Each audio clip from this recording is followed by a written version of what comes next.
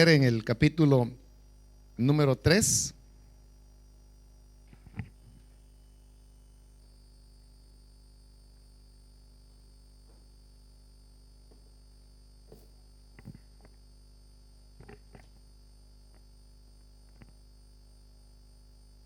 Dice primero de Samuel 3, versículo 1. Samuel, que todavía era joven, servía al Señor bajo el cuidado de Elí. En esos tiempos no era común oír palabra del Señor, ni eran frecuentes las visiones. Elí ya se estaba quedando ciego. Un día, mientras él descansaba en su habitación, Samuel dormía en el santuario donde se encontraba el arca de Dios. La lámpara de Dios todavía estaba encendida. El Señor llamó a Samuel y éste respondió: aquí estoy. Y enseguida fue corriendo a donde estaba Elí y le dijo: aquí estoy, ¿para qué me llamó usted? Yo no te he llamado, respondió Elí, vuelve a acostarte. Y Samuel volvió a su cama. Pero una vez más el Señor lo llamó: Samuel. Él se levantó, fue a donde estaba Elí y le dijo: aquí estoy, ¿para qué me llamó usted?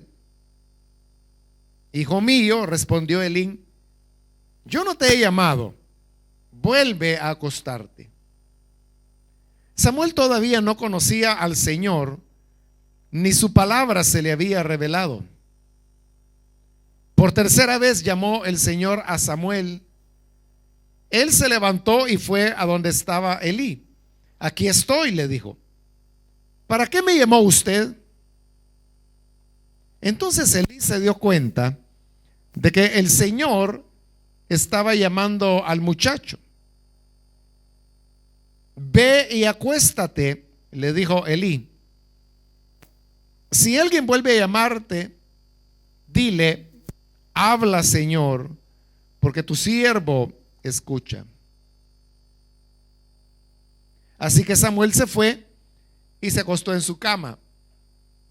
Entonces el Señor se le acercó y lo llamó de nuevo: Samuel, Samuel. Habla, que tu siervo escucha, respondió Samuel. Mira, le dijo el Señor, estoy para hacer en Israel algo que a todo el que lo oiga le quedará retumbando en los oídos. Ese día llevaré a cabo todo lo que he anunciado en contra de Elí y su familia. Ya le dije que por la maldad de sus hijos he condenado a su familia para siempre. Él sabía que estaban blasfemando contra Dios y sin embargo no los refrenó. Por lo tanto, hago este juramento en contra de su familia: ningún sacrificio ni ofrenda podrá expiar jamás el pecado de la familia de Elí. Samuel se acostó y a la mañana siguiente abrió las puertas de la casa del Señor, pero no se atrevía a contarle a Elí la visión. Así que Elí tuvo que llamarlo. Samuel, hijo mío. Aquí estoy, respondió Samuel. ¿Qué fue lo que te dijo el Señor?, le preguntó Elí. Te pido que no me lo ocultes, que Dios te castigue sin piedad si me ocultas una sola palabra de todo lo que te ha dicho. Samuel se lo refirió todo, sin ocultarle nada. Y Elí dijo: es el Señor, que haga lo que mejor le parezca. Mientras Samuel crecía, el Señor estuvo con él y confirmó todo lo que le había dicho. Y todo Israel, desde Dan hasta Beerseba, se dio cuenta de que el Señor había confirmado a Samuel como su profeta. Además, el Señor siguió manifestándose en Silo, ahí se revelaba a Samuel y le comunicaba su palabra. Amén. Hasta ahí dejamos la lectura. Pueden tomar sus asientos, por favor.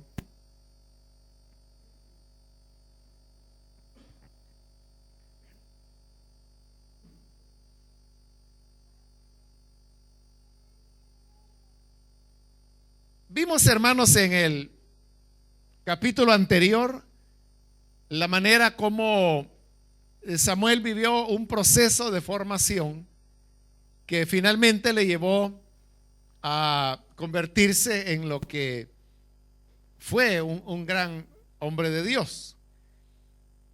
Y en este capítulo 3 que hoy hemos leído, es como regresar atrás en el tiempo y volver a la primera etapa en la cual Samuel comenzó, ya que el versículo 1 dice: Samuel, que todavía era joven, servía al Señor bajo el cuidado de Elí. Es decir, que estamos regresando a lo que sería la etapa cuando Elí era su mentor y cuando Samuel está aprendiendo las cosas buenas que se pueden tomar de la vida de un hombre ya de años de servir en el Señor, al Señor, como lo era el sacerdote Elí.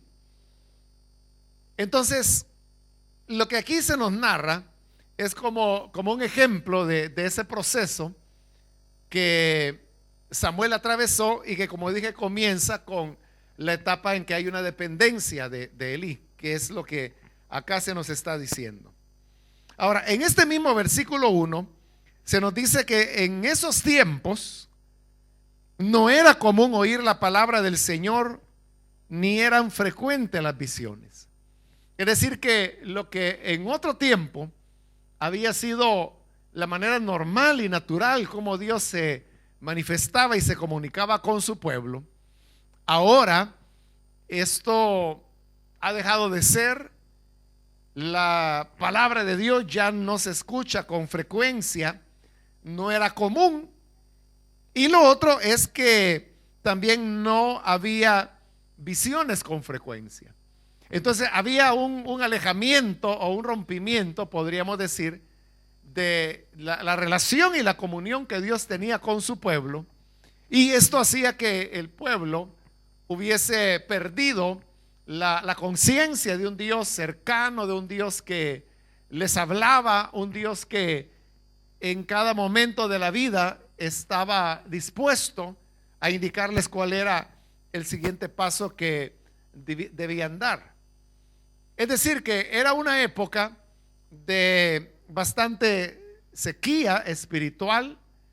Dios no estaba obrando de la manera como lo había hecho en época de Moisés o incluso de Josué, y se había caído en este vacío de la presencia y de la manifestación de Dios hacia el pueblo de Israel.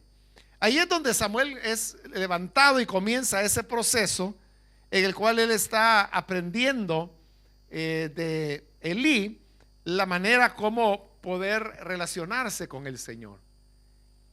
Hay momentos, hermanos, en los cuales aún la iglesia puede llegar a periodos como ese, en donde ya no hay palabra del Señor o ya no hay visión con frecuencia como ha ocurrido en otros momentos, pero es en esos momentos cuando hay un declive espiritual, cuando Dios está precisamente preparando la siguiente generación que Él va a utilizar, que en este caso pues era Samuel, y que hemos visto que la preparación consiste en un proceso que describimos anteriormente y que hay allí un precio que pagar y hay diversas experiencias que la persona tiene que atravesar al mismo tiempo que está sujeta a quien le enseña, quien le mentorea. Hay un respeto, decíamos, hacia la generación que le antecedió, y así es como este hombre será levantado precisamente para romper ese periodo de silencio. El problema es que cuando no hay palabra de Dios con frecuencia y tampoco hay visión, entonces el pueblo se va acostumbrando a no tener ese tipo de manifestación y consecuentemente cada vez la manifestación se va haciendo más y más extraña hasta que hay un momento en que es tan desconocida que ya no saben los hombres de Dios si es Dios el que está hablando o no.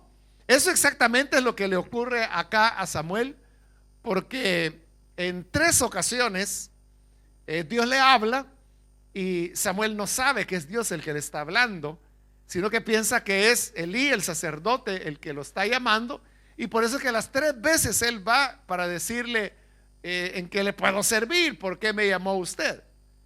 Luego habrá una 4ª vez que Dios vuelve a hablarle a Samuel, pero ya para entonces Elí ya lo ha asesorado sobre cuál es la manera correcta de responder para que así Dios le pueda mostrar su voluntad. Esto significa entonces que ni siquiera Samuel sabía reconocer la voz de Dios, cómo era que Dios hablaba, cómo Dios se manifestaba, y mucho menos cómo reaccionar ante esa palabra o llamado que Dios le estaba dando. Ahora, en el relato, hermanos, que uno podría decir que es como un relato simpático, en el sentido que casi pues parece una broma, ¿no? Que él oye que Dios le habla, él no sabe que es Dios, piensa que es Elí, va donde él le dice, no, acuéstate, y vuelve a oír la voz, vuelve a ir por 2ª vez, le vuelve a decir Elí que se acueste, hay una 3ª vez, vuelve a oír la voz, vuelve a ir donde Elí, y en esta actitud de Samuel de levantarse e ir cada una de estas veces para ir donde Elí y preguntarle por qué le ha llamado, lo que podemos descubrir es el espíritu de servicio que Samuel tenía. Porque si una persona no estaba dispuesta a servir, quizá pues él oye la voz, cree que es Elí, va y le dice, ¿para qué me llamó usted? Y Elí le dice, no, yo no te he llamado, vuelve a acostarte. Vuelve y se acuesta, pero hay una 2ª vez que la voz viene y dice, Samuel. Como ya era la 2ª vez, una persona que no tuviera ese espíritu de servicio que Samuel tenía, podría haber dicho, bueno, yo creo que ya Elí se está poniendo un poco viejo. Ahí hemos leído que dice que él ya tenía dificultades para ver, se estaba quedando ciego, y entonces Samuel pudo haber pensado, bueno, así como se está quedando ciego, también él como que también está perdiendo un poco el sentido, porque me llama, voy y me dice que no me ha llamado, vuelvo a ir y me vuelve a decir que no me ha llamado, pero me vuelve a llamar. Entonces yo ya no le voy a hacer caso a la ancianita, hay que se duerma llamándome si quiere, pero ya se va a dormir. Pero eso no es lo que Samuel hace, sino que aunque él piensa que quizás hasta podía ser que le estaba tomando el pelo el sacerdote, él va y va y va y va, y todas las veces que lo llama va y está respondiendo ante una persona que, como digo, parece que está bromeando con él o está jugando, haciéndole pasar un mal rato. Pero vemos que en Samuel había esa disponibilidad para el servicio. Por eso, hermanos, anteriormente hablábamos de la importancia, que no importa cuán humildes puedan ser las tareas que en el principio del proceso de Dios podamos realizar. Eso es lo que Samuel está haciendo ahí en ese momento, porque es todavía la etapa cuando él depende de Elí, y él demuestra tener un gran deseo de servir, de trabajar, de lo que el sacerdote le pida. La disposición de él es, yo estoy a la orden, y si tengo que levantarme de la cama a medianoche, pues yo voy, y si tengo que ir otra vez, vuelvo a ir, y si tengo que ir la 3ª vez, vuelvo a ir. Era una disponibilidad total. Entonces, cuando tenemos este anhelo de servicio al Señor, ahí es donde Dios va modelándonos para que luego lleguemos a convertirnos en la clase de hombre que Él desea que que seamos para poder desarrollar la obra de Dios. El otro elemento, hermanos, que llama la atención es que la segunda vez que el Señor le llama, dice la Escritura que Samuel todavía no conocía, el versículo 7, Samuel todavía no conocía al Señor, ni su palabra se le había revelado. Es decir, que no solamente era un problema de que probablemente el sacerdote lo estaba engañando, sino que era que esto era peor, ¿no? Que él no distinguía, no sabía que era la voz de Dios, él no conocía la palabra de Dios. Es decir, que la situación era tan crítica en Israel que incluso se había llegado hasta ese punto. Entonces Dios tenía que enseñarle, instruir a Samuel que él era primero un Dios vivo, que hablaba, y cuando hablaba su voz era como oír la voz de Elí, tan real como cuando uno escuchaba al sacerdote hablar, porque él lo confunde y piensa que era Elí quien lo llamaba, cuando en realidad era Dios quien lo estaba haciendo. Entonces, esto significa, hermanos, que cuando vienen los momentos de visitación de Dios, que es lo que se está aproximando aquí en Israel, es un momento cuando Dios, así como revirtió la historia de Ana, que vimos el día de ayer, también Él va a revertir la historia de Israel, de un Israel que no tiene futuro, para poderlo proyectar al mejor de los futuros que Israel como nación ha tenido. Pero esto se logra a través de el reconocer y volver a desarrollar la capacidad de la presencia de Dios, de su palabra. Y esto implica que cuando un momento de visitación de Dios habrá de venir, nosotros tenemos que desarrollar esas capacidades y esa sensibilidad, porque pudiera ser que Dios está hablando y no nos damos cuenta de eso.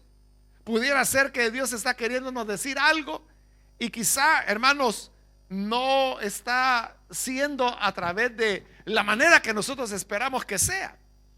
Sin duda que Samuel creía en Dios.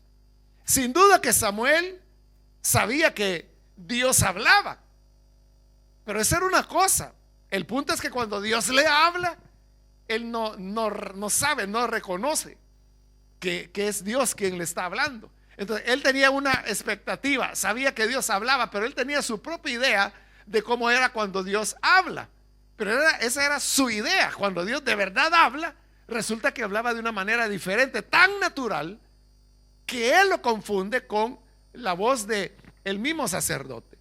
Entonces, a veces, hermanos, nosotros podemos tener expectativas de cómo es que Dios actúa, cómo Él se mueve, cómo Él se manifiesta, cómo Él habla, pero por estar pendientes de nuestras propias expectativas, nos perdemos de lo que en realidad Dios es y de lo que en realidad Dios quiere hablarnos y lo que Él quiere mostrarnos, lo que Él quiere enseñarnos.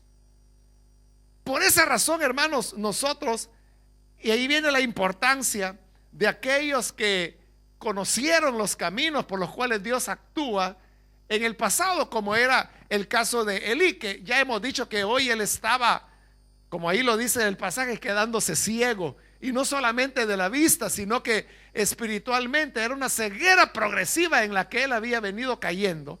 En primer lugar, porque no sabe discernir qué era lo que pasaba con Ana. Él la toma por una mujer ebria, cuando realmente era una mujer que estaba afligida y clamando a Dios con todo su corazón.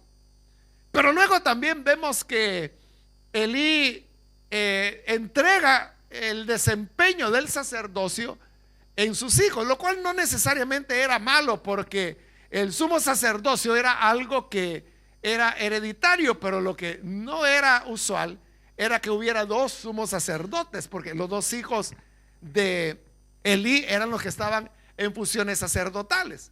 Entonces eso daba la idea que Elí seguía siendo el sumo sacerdote, pero realmente él ya no realizaba las funciones como sacerdote, sino que eran sus hijos quienes lo hacían.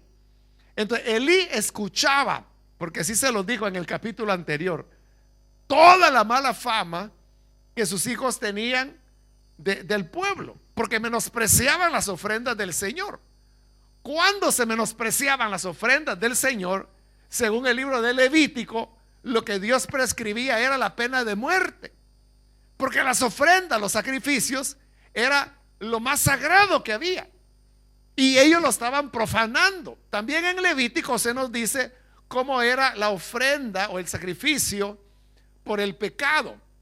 En la ofrenda por el pecado, las personas llevaban la res, el cordero, lo que fuera que iban a sacrificar, pero el sacerdote lo único que tomaba era la grosura, como dice la Biblia. Nosotros diríamos la grasa acumulada en las entrañas del animal. Tomaban los riñones y eso era lo que se quemaba en el altar, juntamente con la cola. Era lo que Dios pedía.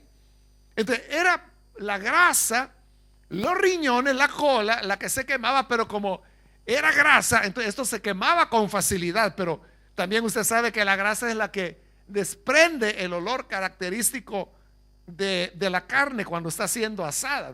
Entonces, eso era lo que ofrecían en el altar. El resto del cuerpo del animal, Levítico dice que eso le quedaba al sacerdote y era la ración de él para que comiera él, su familia y los demás levitas.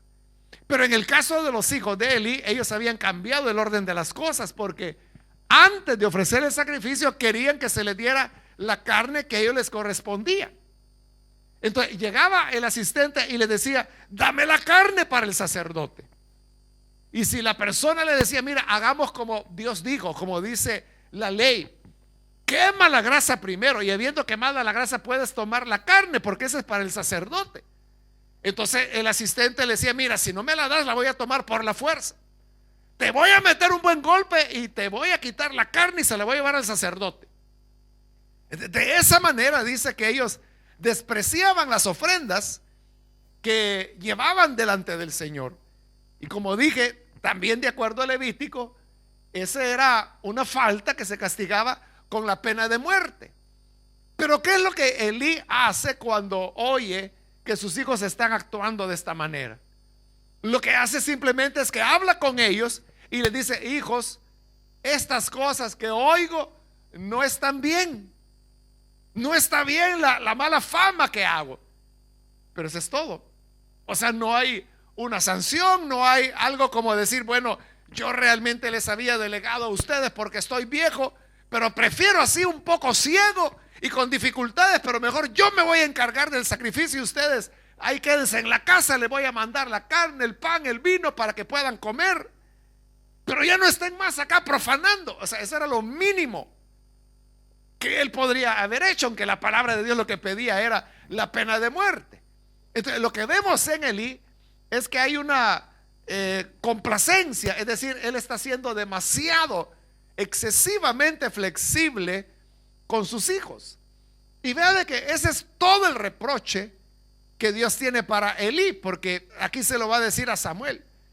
El reproche es que el sacerdote Elí no ha hecho lo suficiente como para corregir a sus hijos. La Reina Valera dice que no les ha estorbado el pecado, sino que era simplemente eso. Y cuando oye que se están acostando con las mujeres que llegaban también para adorar al Señor, lo mismo le dice: hijos, esta fama que oigo de ustedes no es buena. Eso es todo. No está bien. Pero ni siquiera le dice: mire, tienen que cambiar o los voy a destituir, yo me voy a hacer cargo de las cosas. O sea, no hay nada de eso. Entonces Dios lo que le va a reprochar es que él no ha sabido estorbar el mal a sus hijos. Elí realmente no era un hombre que fuera pecador o que irrespetara las ofrendas o que robara o que cometiera inmoralidad. O sea, Elí no era eso. El problema eran sus hijos. Pero vemos de que Dios le ve una responsabilidad como padre de qué es lo que está ocurriendo con sus hijos, y le dice: él debió haberles estorbado el pecado. Esto, hermanos, es una enseñanza importante, porque a veces sucede que los hijos o las hijas viven de acuerdo a conductas que no son las mejores. Y entonces a veces las personas dicen, bueno, mi hijo, yo sé que él es alcohólico, usa drogas, pero él vive conmigo, yo no lo puedo echar, es mi hijo. Y no se está diciendo que tenga que echarlo, pero la cuestión es, ¿qué es lo que haces para impedirle el pecado? Algunos no hacen nada, sino que incluso hasta le siguen dando dinero, saben que el dinero lo van a utilizar para ir a comprar drogas, pero dice, bueno, es mi hijo. Y entonces no están haciendo nada por estorbarles el pecado. Lo que hay que hacer es ponerles bloqueos, limitaciones, es decir, todo aquello que sea para dificultarles el pecado. Y si finalmente lo hacen, pues hermanos, eso ya será algo que la persona hizo lo posible, pero que no podía, no pudo manejarlo. Hace años, hermano, recuerdo uno de los ancianos de la iglesia. Él tenía 2 hijas y yo lo conocía muy bien a él, a su esposa, a las niñas las conocí muy pequeñitas que llegaron a la casa, luego ellas crecieron, se convirtieron en señoritas. El hermano, el padre de ellas, pues es anciano de la iglesia y él estaba en funciones, cuando de repente ocurre que una de sus hijas, la menor, resulta embarazada sin estar casada. Y entonces, claro, ese fue un golpe para él. Y él cuando vio la situación que se había dado, llegó y me dijo, hermano, yo pues me apena lo que ha ocurrido con mi hija, y yo creo de que bajo estas condiciones no puedo continuar ya ejerciendo como anciano, así que muchas gracias, me dijo, por la confianza que usted tuvo durante estos años en que yo le pudiera ayudar como anciano, pero no puedo seguir, me dijo. Pero el punto es que yo lo conocía a ellos y yo sabía la manera como él había educado a sus hijas, y yo sé que él había hecho todo lo que se puede esperar de un padre cristiano. Él lo había hecho. Pero la jovencita, que ya era una estudiante universitaria en esa época, obviamente él no podía, bueno, ella ni siquiera estudiaba en la ciudad donde ellos vivían, ella había tenido que ir fuera de la ciudad, pasaba toda la semana allá. Entonces su papá no tenía control de eso, pero él tenía confianza de que la formación cristiana que le había dado, que la iba a ayudar, pero no fue así. Ella cometió ese error y entonces yo le dije, usted no tiene por qué renunciar, le dije, porque yo sé la manera como usted ha educado a sus hijos. Si usted hubiera sido un padre descuidado, que no hubiera orientado a sus hijas, que no les hubiera enseñado el camino, que no las hubiera tenido en la iglesia, que no le hubiera importado que usted estaba en la iglesia y ellas andaban vagando a saber con quién, ahí hubiera sido diferente, porque la responsabilidad es suya. Pero en este caso no, su hija ya es adulta, ya es mayor de edad, es una decisión que ella ha tomado, es una cuestión de ella. Entonces yo animé al hermano a seguir adelante, siguió adelante y todavía él continúa fungiendo como anciano. Él, bueno, el muchacho terminó casándose con la joven, se casaron, están casados hasta el día de hoy, gracias a Dios que salieron adelante de esa situación.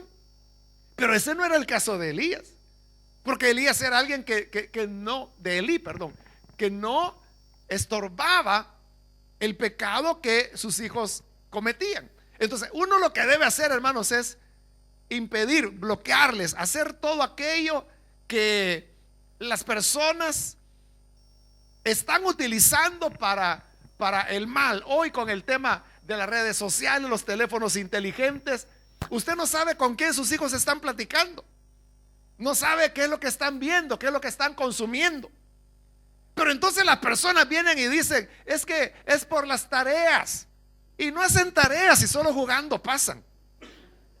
Pero eso es lo que le dicen a sus padres, ese es un trabajo que estoy haciendo, tengo que investigarlo. Entonces ahí es donde los padres tienen que ser atentos, y entonces al saber que algo va mal, entonces hay que bloquearlo, hay que estorbarles el pecado, hacérselo difícil. Si ellos se rebuscan y a saber cómo hacen para continuar con sus comunicaciones o lo que sea, pues ya usted hizo lo que pudo, ¿no? Pero en lo que de usted dependió, tomó las medidas que fueran necesarias tomar. Muchos jóvenes con bastante frecuencia acuden en confianza y me dicen: hermano, yo tengo problema con la pornografía. Y yo siempre les pregunto: ¿cuál es la fuente? O sea, porque ese es el problema, ¿verdad? ¿Cuál es la fuente? ¿De qué manera es que consumes estos materiales? La mayoría dice: es a través del teléfono o es a través de la computadora. Bueno, si es teléfono, yo les digo: entonces deshazte del teléfono. Es que no puedo. ¿Cómo que no puedes? ¿Quiere resolver el problema o no lo quiere resolver? Sí, pero lo que pasa es que el teléfono yo lo ocupo para comunicarme. Ah, bueno, entonces deshazte del teléfono celular o inteligente y que sea un teléfono de verdad, que hoy ya casi ni hay de eso. Pero todavía hay teléfonos que solo son teléfonos. Porque la realidad es que la gente lo usa para todo menos como teléfono. O sea, lo que la gente hace menos es hacer llamadas telefónicas. O sea, la gente usa las redes, usa mensajes, está en el internet, está subiendo fotografías, haciendo esto, haciendo lo otro, oyendo música. O sea, le sirve de todo consumir pornografía, y lo que menos hace es hacer llamadas telefónicas. Es mentira. No es teléfono lo que necesitan. Pero bueno, si dicen: es que necesito comunicarme, necesito hacer llamadas, entonces ten teléfono. No teléfono inteligente, sino que un teléfono. Y entonces, hay jóvenes que lo entienden y lo dicen: pero ya me deshice del teléfono. Ahí están cerrando la llave, están cerrando la puerta. Ahora, si es una tablet o una laptop, es más difícil. Pero entonces yo les digo: tienes que hacerte el compromiso de no utilizarla estando tú solo. Sal a la sala, sal al comedor, ahí delante de tu mamá, ahí trabaja lo que tengas que hacer, porque ahí no lo va a utilizar para otra cosa. Pero si se va a encerrar al baño, se va a encerrar a la habitación, entonces, ¿quién lo va a estar supervisando? Entonces, pero el padre es el que debería saber esas cosas, y el padre es el que debería decir: bueno, mi hijo realmente necesita la tablet o no la necesita. ¿Para qué la quiere? Para hacer tareas. Y las tareas solamente se pueden hacer en una tablet. No se puede hacer en otro tipo de ordenador que se puede tener en un escritorio, en la sala de la casa, donde todas las personas están pasando y están viendo la pantalla. No, no se puede hacer eso. ¿Cómo se hacía antes, cuando usted y yo estudiábamos y que no existía el internet? Cuando usted necesitaba investigar algo, ¿qué hacía? Exactamente, uno iba a la biblioteca, iba a los libros. Pero hoy los jóvenes piensan que no se puede, que si no es con internet, ¿cómo voy a hacer? ¿Cómo voy a hacer el trabajo? Pues hay unas cosas así cuadradas que se llaman libros, que tienen páginas y que ahí hay información. Hay lugares como este que se llaman bibliotecas, pero están llenas de libros. Hay mesas, ahí se puede uno ir a sentar, a leer, a investigar. Se pueden sacar fotocopias. Claro, hay que escribir, no puedes estar copiar y pegar, copiar y pegar, copiar y pegar. No se puede. Y además, en una buena institución no te van a aceptar eso. Ese es un fraude. Pero aún así, muchos lo hacen. Entonces, para una verdadera educación, no es, hermanos, una cosa de que si no es de esa manera, no lo hago. Bien, pero el punto es: ¿qué hacen los padres? O sea, ¿cómo estorban el pecado de los hijos? O no lo estorban. Simplemente están proveyendo los canales para el pecado, para la maldad, y después ya no hayan qué hacer. Yo les contaba a unos hermanos de una hermana, ella está en los Estados Unidos, y me decía: mi hijo de 12 años, me dice, lo descubrí, me dice, viendo pornografía y homosexual, me dijo. Y yo le dije: bueno, ¿y a través de qué medio lo ve? De una tablet, me dijo. ¿Y de dónde sacó la tablet su hijo? Yo se la compré. Y entonces, ella es la que le está dando los instrumentos para el pecado. Y ahora está asustada de que su hijo está consumiendo pornografía homosexual. Entonces, ¿qué hago? Me decía ella. Quítele la tablet. Pero lo que pasa es que yo se la compré, me dice. Pero yo le dije: entonces, ¿qué prefiere? Que su hijo continúe enfermándose, arruinándose. Bueno, está bien, me dice, se la voy a quitar por un mes de castigo, me dijo. Y de ahí se la voy a volver a dar. No, le dije, si ahí no va a resolver nada. Dentro de un mes él va a estar en lo mismo. O sea, la gente no entiende. El punto es bloquearlo. O sea, ¿cómo se bloquea? Es que se va a enojar, que se enoje. Y no, usted es el papá, usted es el responsable. Dios le reclamó eso. Los hijos de Elí eran adultos. Ya eran adultos, ya eran hombres. Y Dios le está diciendo, es que lo que yo tengo, y lo voy a matar, dijo. Y lo voy a matar a sus hijos también. Precisamente porque, dice el versículo 13, ya le dije que por la maldad de sus hijos he condenado a su familia para siempre. Él sabía que estaban blasfemando contra Dios, y sin embargo no los refrenó. Elí pudo decir, pero si ellos son hombres, son adultos. Pero él era el padre, él era el responsable. Él era el responsable de que siendo adultos fueran blasfemos y fueran todo lo que eran. Entonces Dios dijo, los voy a matar a ellos, y lo voy a matar a Elí el mismo día, y voy a quitar el sacerdocio de ellos para siempre. Yo había jurado darles el sacerdocio eternamente, pero ya no. Y aunque hagan ofrendas, aunque hagan sacrificios, no lo voy a perdonar. ¿Y todo eso por qué? Porque Elí no había estorbado el pecado de sus hijos. Entonces no importa que se enojen, que digan me voy de la casa, pero si se van, se fueron, y ellos son ahora responsables porque ya no están bajo su tutela. Pero como padres tenemos que cumplir nuestra responsabilidad de hacer las cosas de una manera correcta y debida. Entonces, eso es lo que está viniendo, hermanos, en este momento. Es una visitación de Dios precisamente para cambiar todas estas cosas.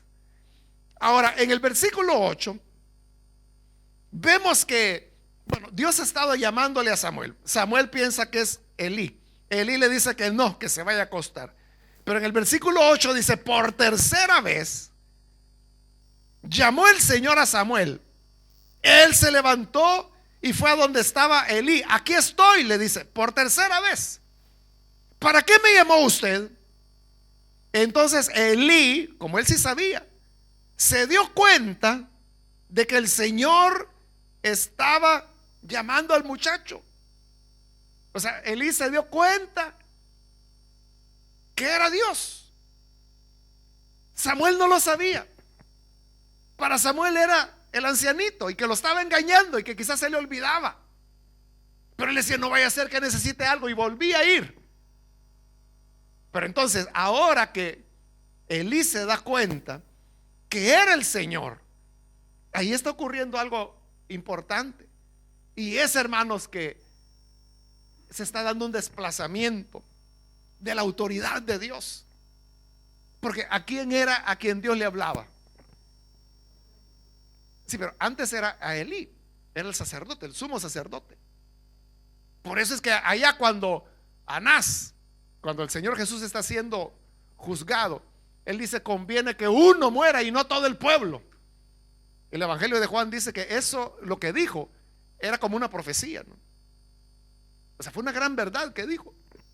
Porque dice que él era el sumo sacerdote ese año, y por ser el sumo sacerdote, era un diablo el hombre, pero por ser el sumo sacerdote, Dios habló a través de él y dijo que muera un hombre, que era Jesús, y que se salve el pueblo. Entonces, él iba a ser el salvador del pueblo por medio de su muerte. Entonces, así era Elí. Pero hoy sucede que Dios no le está hablando a Elí, le está hablando a Samuel, al jovencito. ¿De qué significaba eso? Ya no me llamó a mí, está llamando al otro. Pero al menos en ese punto Elí muestra una apertura y le dice, mira, si vuelves a oír esa voz que ya 3 veces te va hablando, entonces tú dile, aquí estoy, heme aquí, te oigo, dime qué es lo que quieres. Le instruye de cómo tiene que ser su reacción. Pero eso fue algo muy triste para Elí, porque entonces significaba que ya Dios no le iba a hablar a él, porque hoy le está hablando a otro, que es a Samuel. Es parecido, hermanos, a la historia que en el libro de Reyes se relata de aquel varón de Dios que Dios lo envía en época de Jeroboam para que profetice contra el altar. Y le dice: altar, altar, así dice el Señor, sobre ti van a quemar huesos y te van a profanar. Y esta es la señal de que Dios ha hablado a través de mí, que el altar se va a romper. Y se rompe y la ceniza se derrama. El rey Jeroboam dice: agarren a ese. Y cuando levanta la mano le queda paralítica y ya no la puede recoger. Y empieza a decir: no, ven, por favor, ora por mí que se me enderece la mano. Y el varón de Dios llega y le dice: bueno, se te va a enderezar, pero entiende que el Señor está irado contra ti. Le restablece la mano. Y Jeroboam le dice: ahora ven al palacio. No, dice el varón de Dios, porque el Señor me ha dicho que no me detenga, que no coma, que no beba agua y que no regrese por el mismo camino que vine. Así que me voy. Y se va. Y la noticia se riega y llega a oídos del profeta viejo. Sus hijos le van a contar. Y él oye que hay un varón de Dios, que Dios lo ha traído desde Judá para que profetice ahí. Pero mire qué cosa, él es el profeta en Samaria y Dios no lo ha usado a él.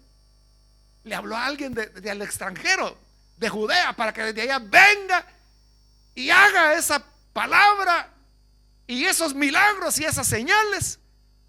Pero él ha quedado como nada. O sea, Dios lo saltó para utilizar a otro. Entonces dice: no, esto no puede ser.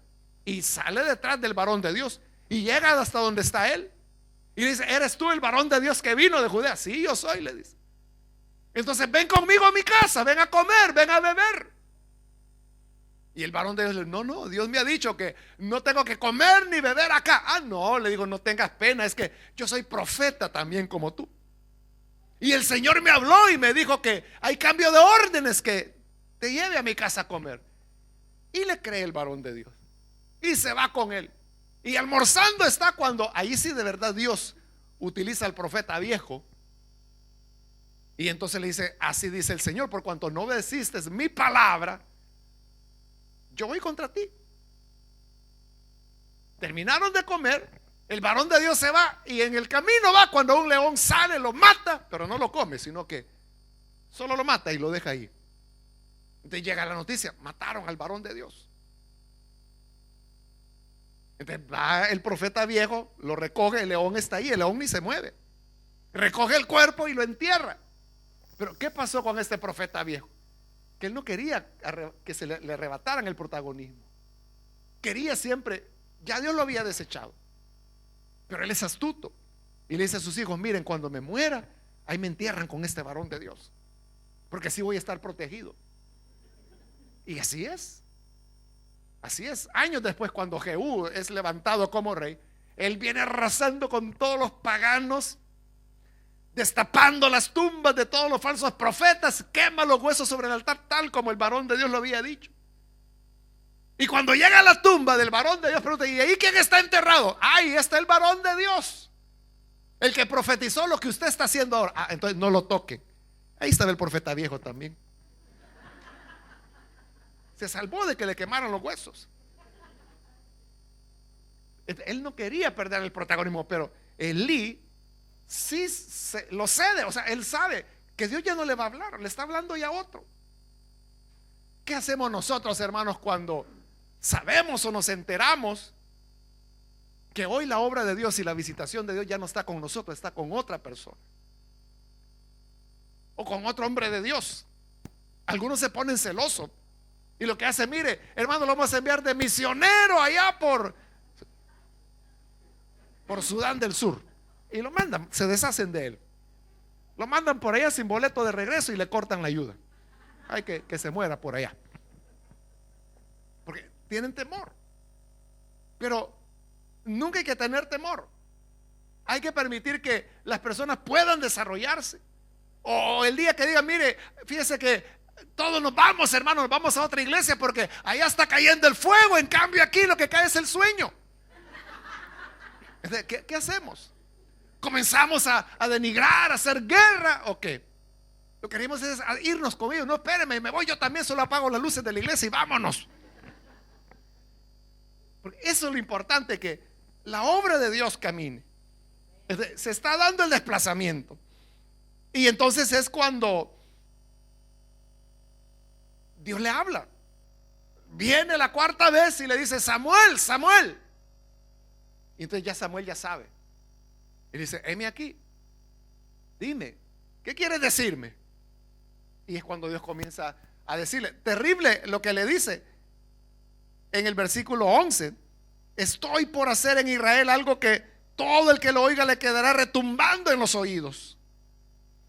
Ese día llevaré a cabo todo lo que he anunciado contra Elí y su familia. Ya le dije que por la maldad de sus hijos he condenado a su familia para siempre. Él sabía que estaban blasfemando contra Dios y sin embargo no lo refrenó. Por lo tanto, hago este juramento en contra de su familia: ningún sacrificio ni ofrenda podrá expiar jamás el pecado de la familia de Elí. ¿Por qué le iba a retumbar a Israel lo que Dios iba a hacer? Porque Dios está a punto de hacer algo ahí que jamás había hecho, y es cambiar una promesa. Porque le había prometido a la familia de Elí que ellos iban a ser sacerdotes y su descendencia. Pero en el capítulo anterior, a través de otro varón de Dios cuyo nombre no se nota, Dios le dice: ya no voy a cumplir eso, ya no voy a cumplir mi juramento. Al contrario, voy a dar otro juramento, y este juramento es que no voy a cumplir el anterior. Y dejarás de ser sacerdote. Los voy a matar a todos y voy a buscar a otros.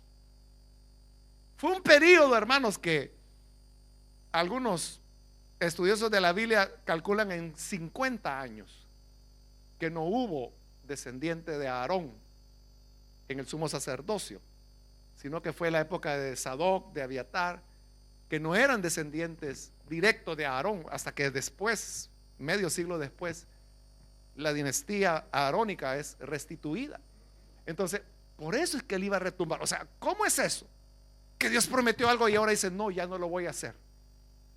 O sea, eso está raro, ¿verdad? Pero Dios lo hizo. Por eso le dice: mira, lo que voy a hacer, esto va a retumbar en los oídos de Israel. La gente se va a extrañar, pero era tal la maldad que Dios dijo: no hay opción. Entonces ahora Samuel oye eso y se acuesta a dormir. Entonces Samuel se da cuenta de la realidad, que Elí y su familia están condenados ya, que van a la muerte. Dios les ha dicho que los va a matar. Entonces, con esa pena, Samuel se acuesta a dormir. Y el día siguiente temprano, era parte de sus funciones, dice, abrir las puertas del santuario. Se levanta, prepara todo para que la gente comience a llegar. Pero no quería ver a Elí, porque sabía que Elí le iba a preguntar. ¿Y cómo le iba a decir? ¿Qué dijo Dios? Que te va a matar. ¿Cómo se lo dice? Pero así es. Elí lo manda a llamar y le dice: ven, Samuel, hijo mío. Versículo 16. Aquí estoy, responde Samuel. Fíjate que es bien interesante que lo mismo que el sacerdote le dijo que le respondiera a Dios, es lo que Samuel está diciendo ahora a él. O sea, porque le dijo: mira, ve, y si oyes la voz de nuevo, dile: heme aquí, aquí estoy. Y hoy que Elí lo llama, llega Samuel y le dice: aquí estoy. O sea, le está diciendo lo mismo que a Dios. Pero ahora lo que ocurre es que las cosas se han invertido. Porque dice en el 17: ¿qué fue lo que te dijo el Señor? Elí no sabe. Elí no sabe cuál es la voluntad de Dios. Por eso le pregunta: ¿qué fue lo que te dijo el Señor? Te pido que no me lo ocultes. Él está desconectado. Él ya con el cielo ya no tiene nada, pero quiere saber. Pero le está suplicando a Samuel, al jovencito, el viejo al jovencito: ¿qué te dijo el Señor? Hoy se han invertido los papeles. Después que era Elí el que le decía: mira, si te llama, dile así, dile así. Pero es lo contrario: dime qué es lo que Dios dice. Entonces, ahora ya estuvo, ya el poder ya pasó a Samuel. y ya abandonó a Elí. Es decir, el proceso del cual hablábamos, aquí ya se completó, ya se hizo el cambio.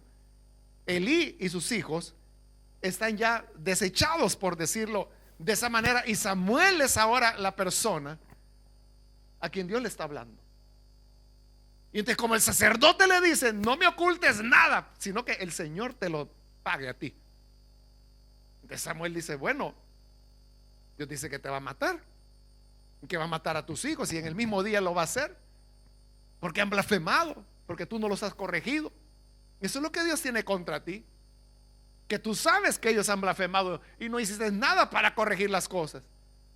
Y dice Dios que ya no te lo va a perdonar. Y cuando Elí escucha eso, dice el versículo 18 que Elí dijo, es el Señor, que haga lo que mejor le parezca. Entonces vea, Elí era así como una persona conformista, quizá, en el sentido de que lo que ocurría, bueno, así es.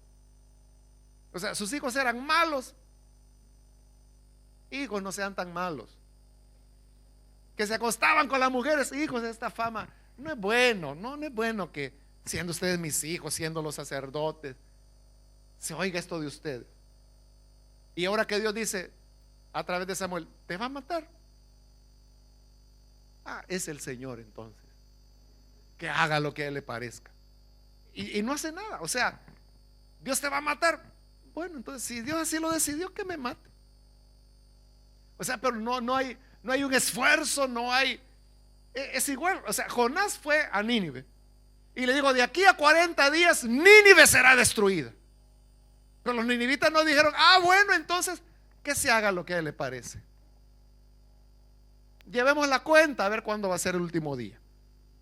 No, el rey dijo, ayunemos, arrepintámonos, pidamos perdón, tal vez Dios cambie de parecer. Ellos no saben si Dios va a cambiar de parecer o no, pero oran, se humillan y Dios cambia de parecer, los perdona. Lo mismo ocurre con Acab. Acab, hermano, ese diablo que reinó sobre Israel. Acab, o sea, estaba ya harto Dios de él, de tanta maldad. Había matado a los profetas, había fomentado el culto a Baal. El mismo Elías decía, a todos han dado muerte, solo yo he quedado.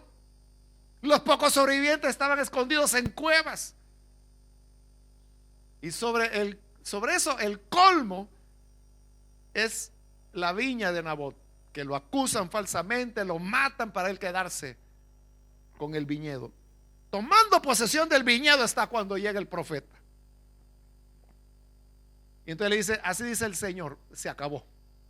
Te voy a matar a ti y a todos tus hijos, y la sangre de ustedes los perros la van a lamer.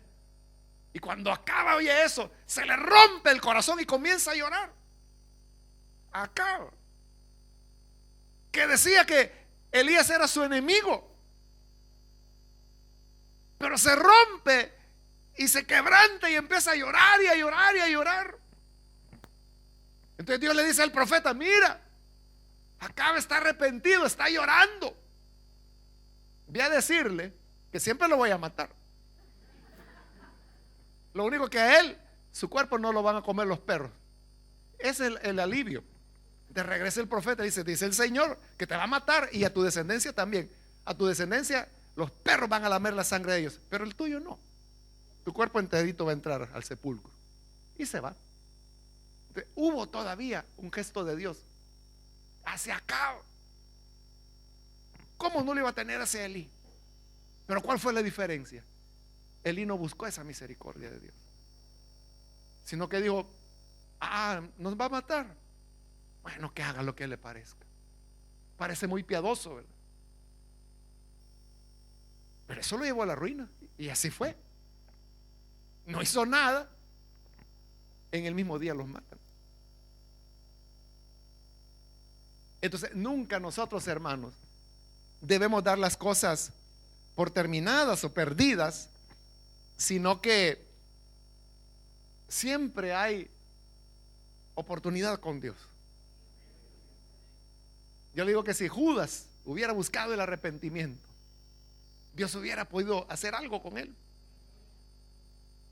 Algo hubiera pasado, como lo hizo con Acab, como lo hizo con Nínive, como lo hizo con todo aquel que en su momento se arrepintió. Pero en el caso de Elí, no hay eso. Bueno, ya Dios lo dijo, que se haga su voluntad. ¿Quién lo va a poder cambiar? El rey de Nínive la cambió a través de su humillación. Entonces, y luego los versículos que quedan son los que ya comentamos, que es la consolidación de Samuel como profeta. Porque viene una crisis donde Israel va a tocar fondo. Pero ya Dios tiene al hombre, que es Samuel, a través del que va a sacar a Israel y lo va a resucitar literalmente. Entonces Dios va preparando a las personas en el proceso que hablábamos anteriormente, porque lo que viene son tormentas, son momentos difíciles. Y cuando esos momentos difíciles llegan, ya Dios tiene a las personas que van a seguir adelante. Los que se aferran a la misericordia de Dios sobreviven la tormenta. Y los que son conformes, como Elí, se lo lleva la tormenta. Y ahí termina. Que Dios nos ayude, hermanos, para atesorar estas verdades y ponerlas en práctica en nuestra vida. Vamos a orar. Señor, te damos gracias porque tú eres un Dios de bondad. Y a través de tu palabra nos damos cuenta que tú siempre estás formando a la generación que habrá de venir para la hora de la tormenta, y cuando las dificultades, las crisis habrán de llegar. Ayúdanos, Señor, para que nosotros podamos aprender a discernir tu voz y saber entender cuándo y a través de quién tú estás hablando. Te rogamos, Padre, que tengas misericordia. Muéstranos, Señor, tu luz.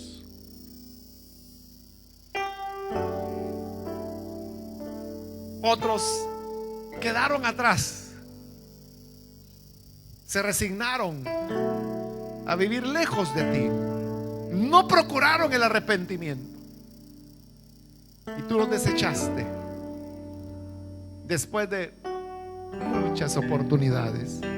Ayúdanos, Señor, a nosotros a ser sensibles y no desaprovechar esas oportunidades de vida, de perdón que tú nos das.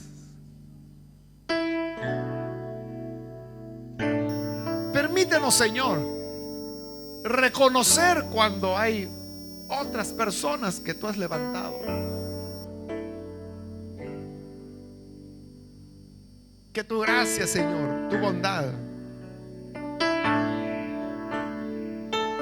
pueda iluminarnos, instruirnos. Queremos escuchar tu voz, queremos discernir tu voz, saber que eres tú quien nos habla. Danos un oído sensible,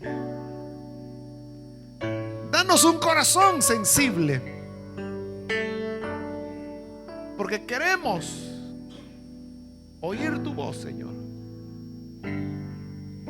conocer tu voluntad, darla a conocer a todos aquellos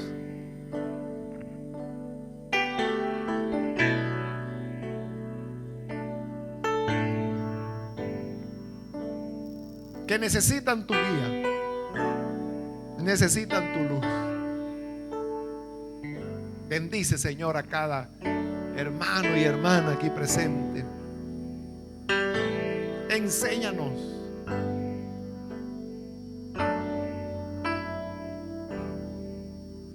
tus caminos y que podamos vivir para ti.